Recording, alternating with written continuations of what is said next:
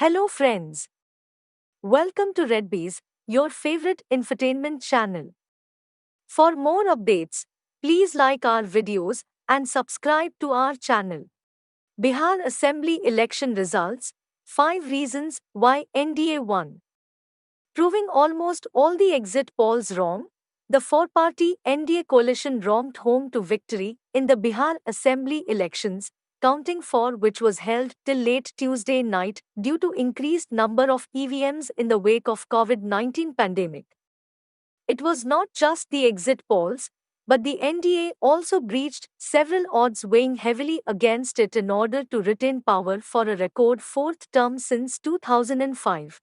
These are the 5 reasons why the NDA won the just concluded Bihar Assembly elections. Caste and community equations.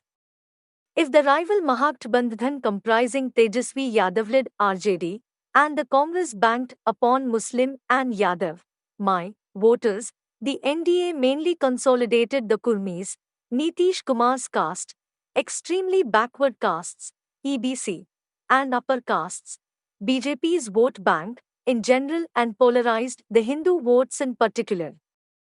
In one of his rallies, Prime Minister Narendra Modi came down heavily upon the RJD and said those who believe in Jungle Raj do not the people of Bihar to chant slogans like Bharat Maa and Jai Shri Ram in the land of Chhathi Maiya. If RJD sought to polarize the Muslim votes in the Seemanchal and Mithilanchal regions, Modi's speeches led to reverse polarization as it has been happening in other elections, such as in 2017 Uttar Pradesh Assembly elections. 2. Vote banks. Due to the various schemes targeting them, the women and youth came out in large numbers to vote.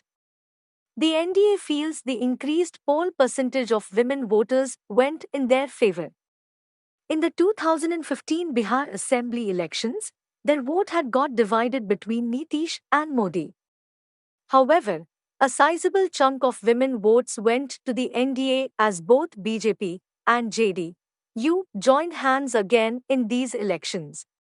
Soon after it became clear that the NDA would retain power, Modi thanked the women and youths for their support.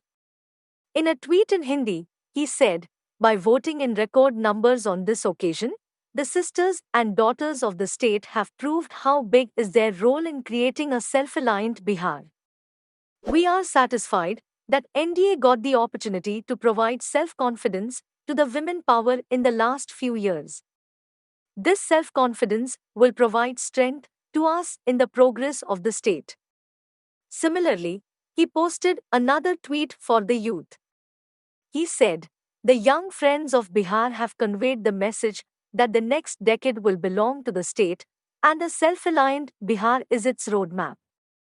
The youth of Bihar have trusted their capabilities and NDA's resolve. The NDA has got encouragement from this youth energy to work harder." 3. Emotive appeals. The emotive appeals made by both Nitish Kumar and Narendra Modi seem to have struck a chord with the voters.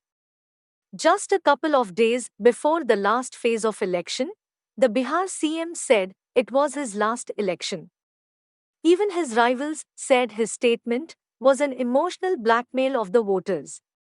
Modi, on the other hand, reminded the people of the Jungle Raj, an epithet used by the Supreme Court for the 15-year misrule of Lalu Prasad and his wife Rabri Devi. The voters may have ignored voting on caste or communal lines and instead voted on governance issues. Similarly, Modi made a fervent appeal to the voters seeking one full term with Nitish Kumar.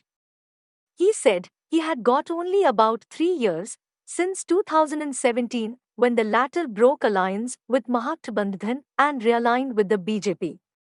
He sought one more term for Nitish so that both could work as double-engine government for the development of the state. 4. Multi-cornered contests. The anti-NDA votes got split due to multi-cornered contests. The core vote bank of Mahagathbandhan's senior partner the RJD, be they the Muslims or the Yadavs, got divided because candidates of several parties, such as Chirag Paswan-led LJP, Pappu Yadav's Jan Adhikar Party, Asduddin Ovaisy's MEM and Upendra Kushwaha headed RLSP, coming into the fray.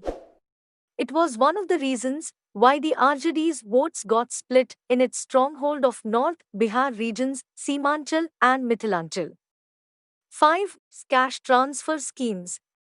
Direct benefit transfer (DBT) schemes for several sections of the society may have proved a game changer in these elections. Both the Modi government at the center and the Nitish government launched several schemes in the wake of the coronavirus disease outbreak since March to April. The center launched one of the largest cash transfer schemes for transferring cash into the Jan Dhan accounts of women in April. Over 30,000 rupees crore were deposited into the accounts of women. Besides this, over rupees 5,000 crore were deposited into linked LPG connections.